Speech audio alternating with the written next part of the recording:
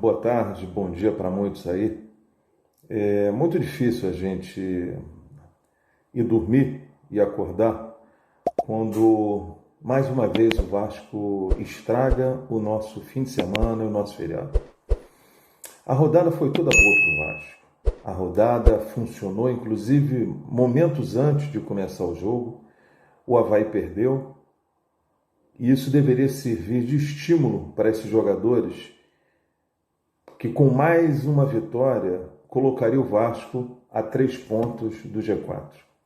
E mais do que isso, eu acho que seria uma forma deles reconhecerem o quanto a torcida tem feito pelo clube, o quanto a torcida tem feito pelos jogadores, o quanto a torcida tem feito por ela mesma. Mas infelizmente, e aqui esse vídeo eu busco um tom um pouco mais sóbrio, normalmente eu não me manifesto dessa forma, eu busco num tom mais sóbrio expressar o meu sentimento em que poderiam existir muitas palavras. Um sentimento poderia se traduzir em revolta, em decepção, em ódio, em rancor, é muita coisa. Mas eu prefiro traduzir esse sentimento como no jogo de ontem, como uma tristeza profunda por tudo que a torcida vem fazendo pela instituição Vasco e por esses jogadores. Mais um jogo em casa, mais uma oportunidade de nós colarmos no G4 e mais uma vez os jogadores não conseguem cumprir com aquilo que o Vasco merece, que é colocar o Vasco próximo para estar dentro do G4. Eu não sei o que acontece com a cabeça desses jogadores, eu não sei o que se passa na mentalidade desses jogadores, porque a ausência do Nenê ontem ficou muito claro para a gente, muito claro, a gente que é uma peça fundamental e chave e faz o jogo cadenciado, busca a responsabilidade, faz o crescimento dos jogadores que estão à beira dele, faz o crescimento do Marquinhos Gabriel de segundo volante, às vezes de primeiro. Mas muita coisa, senhores, ouvintes nossos da Rádio Onda Mix FM, do canal Vasco Connection, amigos e tal, e torcedores vascaínos, muita coisa precisa ser mudada nessa reta final. Faltam 6 jogos, 18 pontos em disputa. Aí vocês perguntam, Maurício, você acredita ainda? Olha, eu acredito. Enquanto houverem pontos em disputa, eu vou acreditar. Mas está difícil? Está muito difícil. Está difícil, mas não está impossível.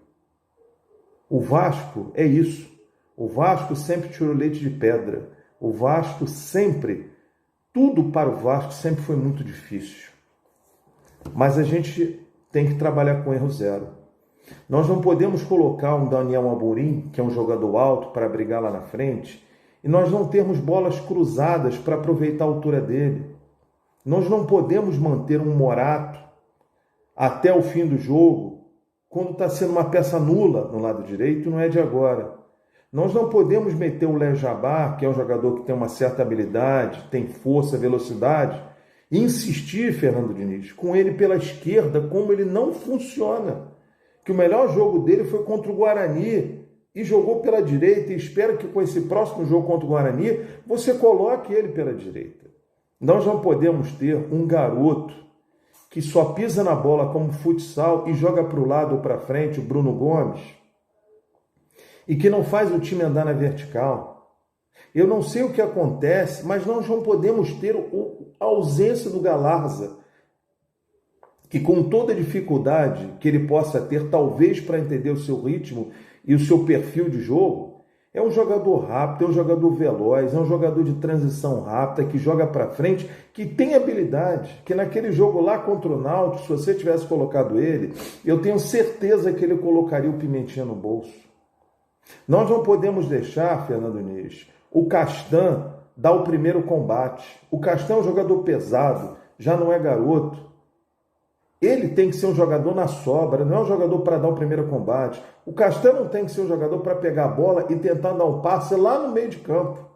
Isso quem tem que vir buscar a bola e ele realmente roda o jogo todo, é o Marquinhos Gabriel, são os primeiros lá da frente, pode ser o Peck, pode ser o Morato, teria que ser o Bruno Gomes, para fazer essa bola, essa transição da primeira para a segunda linha.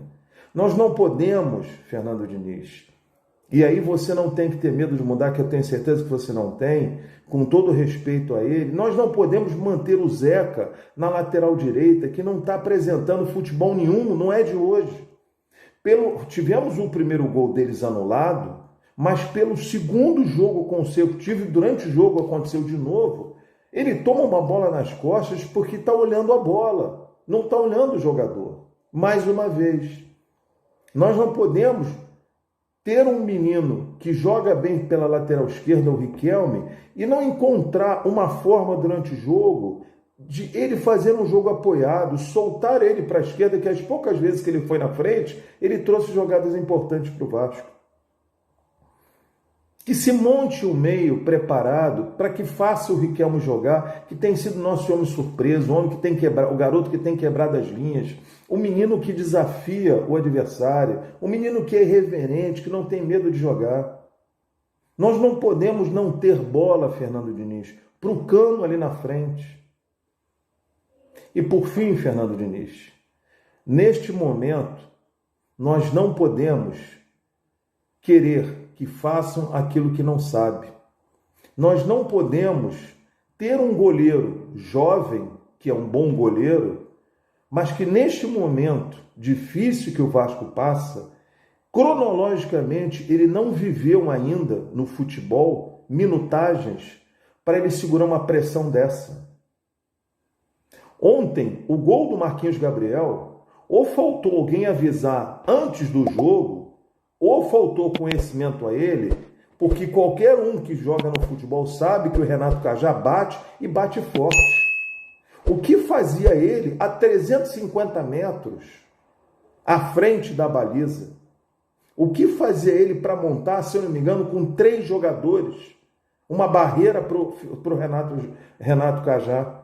Sabendo que ele bate forte e bate bem, que é uma das características dele. Será que não houve nenhum jogador em campo, nem ninguém do lado de fora da comissão técnica para dizer, olha, você está errado, aumenta esta barreira, vai mais para dentro, debaixo da baliza, porque a bola vai forte, vai no alto, você não vai... bater no pé, que não batesse no pé, que ia dar no mesmo. Mas por que o PEC? Nós não teríamos jogadores mais altos para estar na barreira? Ou o nosso time é o time dos 7 anões? Então, Fernando Diniz, se eu não me engano, como fez o professor vitorioso, o maior técnico do Vasco, em 82, que foi o Lopes, se eu não me engano, em uma partida decisiva, ele não teve medo, chegou e trocou 5 jogadores. Nós temos 18 pontos em disputa. Não tenha medo disso.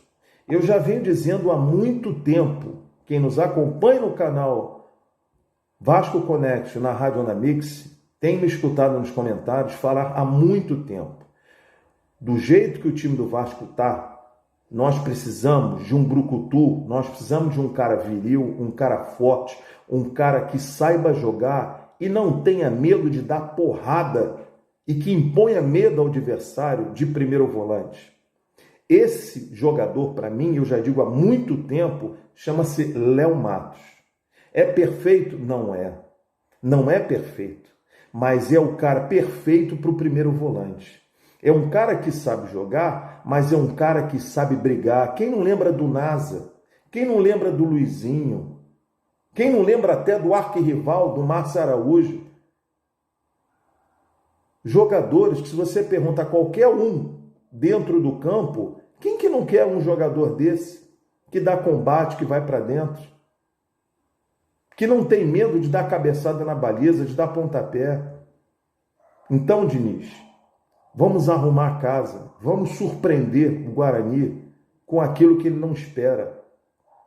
Vamos mudar as peças, vamos acertar esse time com outros jogadores, porque os que estão aí, eu não sei o que acontece com a cabeça desses jogadores. Quando a gente chega e tem a oportunidade de chegar, eles não arrancam, eles não avançam. São Januário ontem, lotado, quase lotado dentro da capacidade, E eles fazem isso com a torcida. Mais uma vez, eles fazem isso com a torcida. E eu espero que a gente não seja punido pela STJD. A torcida não se explica, mas se entende a revolta. Foram copos, sinalizadores, bombas no gramado. Eu espero que nesta reta final o Vasco não seja punido e combalido com a perda de mando de campo nos próximos jogos que tem ali dentro. O Vasco não merece isso. Fernando Diniz, não tenha medo de mudar. Não faça mais do mesmo. Ontem você podia ter colocado, porque eu não sou treinador, mas você podia ter colocado o Laranjeira, um garoto sabe fazer gol, o garoto sabe jogar para frente, o garoto tem habilidade. E aí, o garoto não é conhecido do adversário, está aí um fator surpresa. Está aí um fator surpresa. Então mude, Diniz.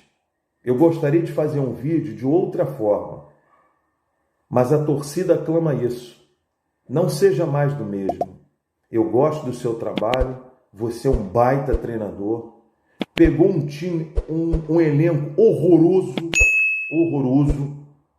montado de forma pavorosa pelo nosso diretor de futebol, é a minha opinião, não é crítica ao homem, mas ao dirigente.